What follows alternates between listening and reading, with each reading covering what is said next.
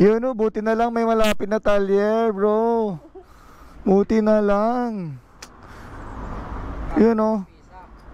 Oo, yun lang. Pero baka magawa din pala. Diba gawa ng ano, may baka pwede pa i-remedyo, brother? Kasi nanggaling pa kami ng ano eh, ng Mars. Yung motor galing Baguio. Diyan ata ng puso mo. Aling nga kasi. Manong, pagbit lang, Wen. Bilang. Ay, thank you, Manong.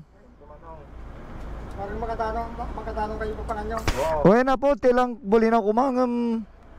Kastimutin. Hindi ko sa restaw nagiyaya na, langoy lang on. Well, Manong. BG King to. Ba't nandito ka? Ba't nandito kayo? Ba't nandito ka? Napadama ako dito. Dati, si Wen Lifestyle ang nang re-rescue. Naman, siya yung na-rescue ngayon. Oo.